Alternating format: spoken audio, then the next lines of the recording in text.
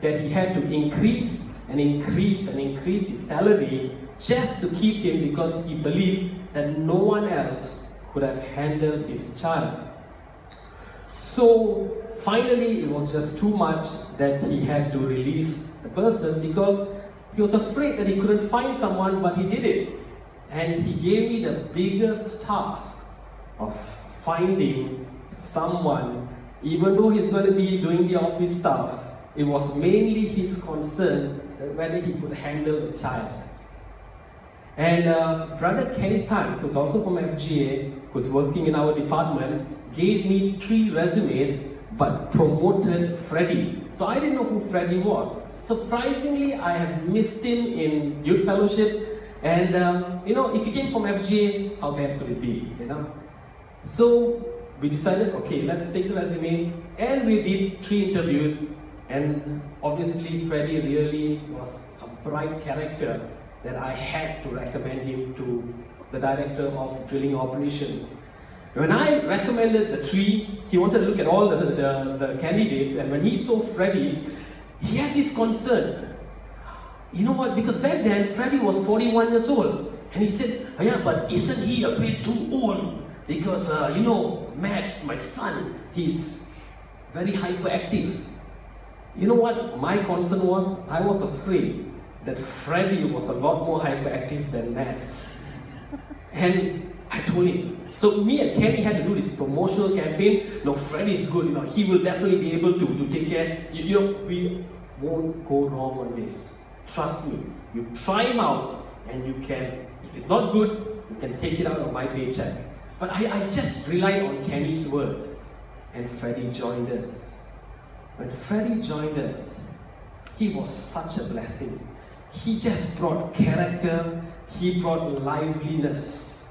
And I believe you heard yesterday all the eulogies of how he would get himself involved in dressing up, but he was also telling jokes and just bringing up liveliness into the office.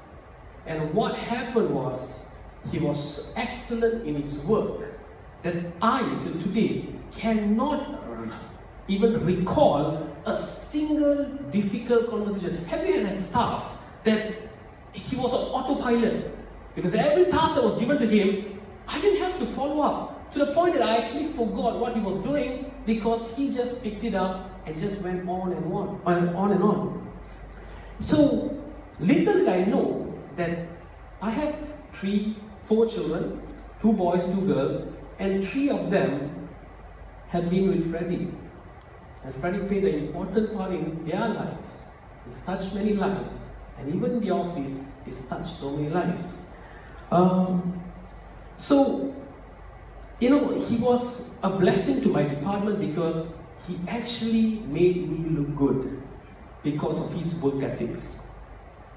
So hence, he just took part in everything. He volunteered whenever there was anything to do with orphanages or helping an underprivileged child. He was the first to volunteer, and he cracked up the office with jokes and liveliness, and he could get along with everyone.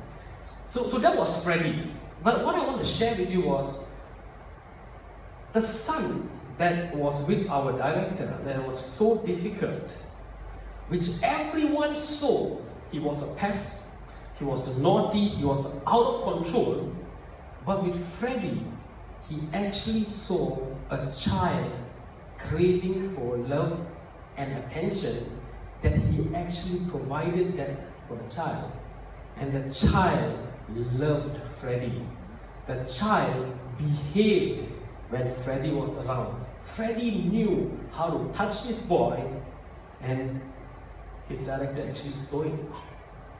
And what amazed me was, there was a problem, a domestic problem that he faced with his wife, that he didn't want to go back for 3 days. And every day the child used Freddie to be a mode of intermediary, just to tell the father, I want to talk to you, I want to talk to you. And Freddie just understood the child and spoke to the director, and he was chased out of the room 3 times. I don't want to have anything to do with it. And he persisted. And he used to come into my office and tell Jerry, I'm facing this, and I said, maybe he needs his space, maybe he needs his space. But Freddie knew that the needs of the child was so great that he did it every day. And on the third day, he decided, irrespective of what I advised him and whatever he was told by the director of drilling operations, it could get him in a lot of trouble. He brought the child into the director's room, and the boy broke down, and for a tough Viking to break down, there was a moment that I was shocked, and it was so amazing that he managed to reunite father and son. So, a few months went by. He worked for the director but reported to my department, and I had the privilege, and I say it's a privilege, to appraise him for 3 occasions.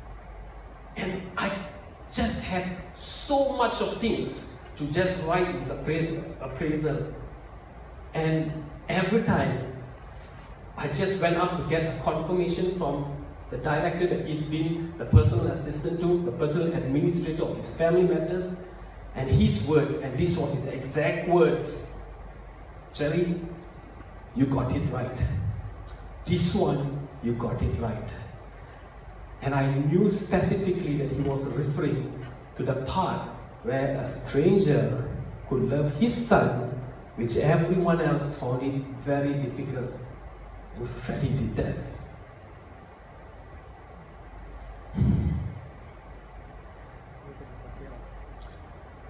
So, this is the part when I heard the rest of the eulogy, it was very different, because Freddie would come into my room and he would actually share his concerns. There was a time where the company was being taken over, and Freddie's position was one of the positions that was not required. And he talked about it. It made me feel today there was a very unique relationship, because he shared his concerns with me.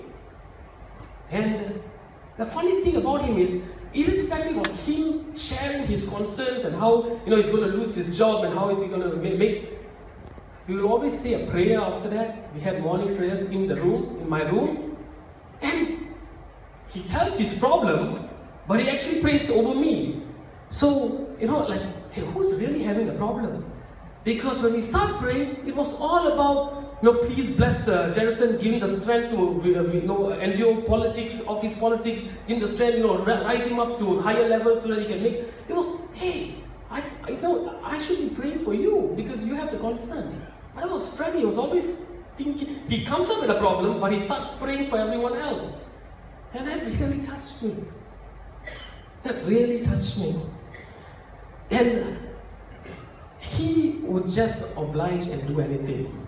There was a time where his director was going off and he needed someone to take care of his dog. Now, if you think a staff actually taking care of his director's dog was trying to polish the guy's boots, in Freddie's case, it wasn't. Why? Because towards the end, he didn't want to give the dog back. He fell in love with the dog so much. So he's able to love children, everyone, his colleagues, and even animals. He was just he had such large heart.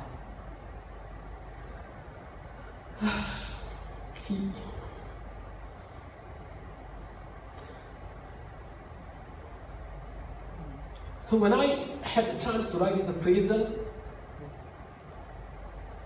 it was an honor for me to write his appraisal, and he made my department look so good that actually he wasn't serving my department, it was I wanted to serve him.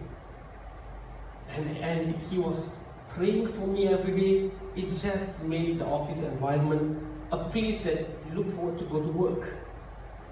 When the floods hit Kemaman, and it was a very bad hit where a lot of help didn't reach the interior places, we decided to organize a trip to go and help the children or the families there. Kat joined us and the children, and Fred was the first to actually register. When he went there, for him, he could just get along with anyone. He organized games for the children. And you know what? Instead of just giving stuff, he just wanted them to stop thinking about the worries of losing the house, losing their clothes and belongings. he just made everyone laugh. And you know Fred, he can make people laugh. So I saw Freddie 3 Sundays back and he was pale. And I asked Freddie, are you okay? And he said, I'm worried, I'm stressed. And I said, we'll talk, because he was kind of in a rush. But the chance never did come. Because I felt like I took it for granted. Because Fred just, looked, and I told him, please call me, we can discuss something. But I got the news when I was in Sabah that Fred was ill. And the next news, due to the line connection, the next news I got was Fred has passed away. Kat, you just mentioned that Fred told to you during the Christmas party in my house that Jefferson is brilliant and he just does amazing things. The funny thing is I don't feel that, because I think Fred is a lot more brilliant, and the amount of lives that he has touched, I look up to him.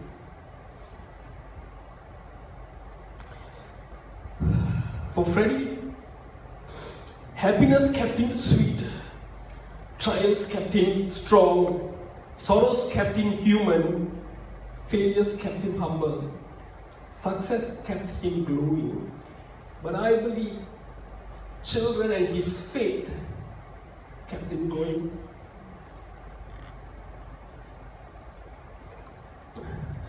Until heaven needed him more. Probably he needed a decorator. He's probably out dressing all the angels. And maybe they had to stop singing because he cracks good jokes. Freddie, you're a good example.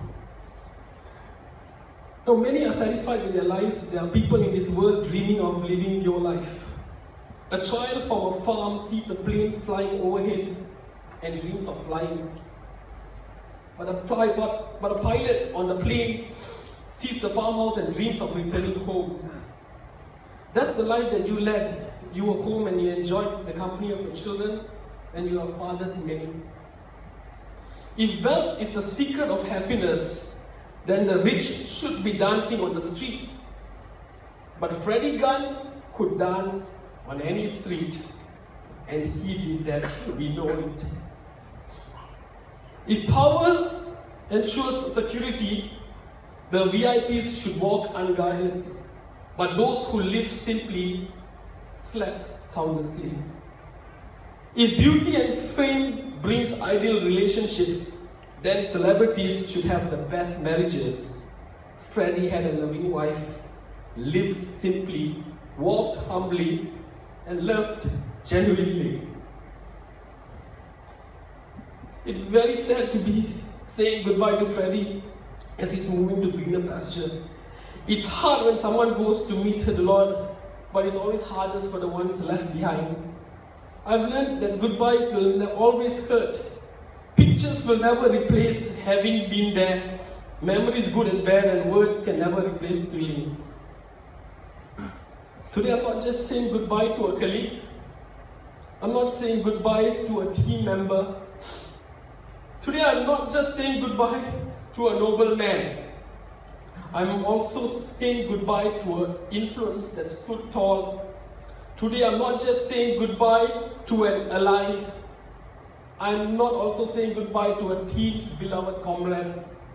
Today I'm just saying goodbye to my friend, and I'm also saying goodbye to a brother. Because when I see you next, I'm not your friend, I'm not your boss, you're not my staff, but we will be brothers because we share the same Father.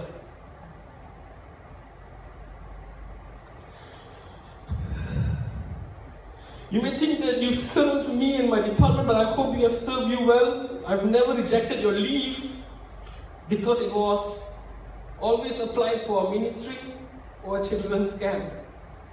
I've never rejected his expense claim because I wanted him to have financial freedom. Why?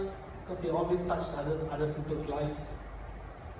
I loved praising you because you were a testimony of dedication and passion to whatever you did. But the ship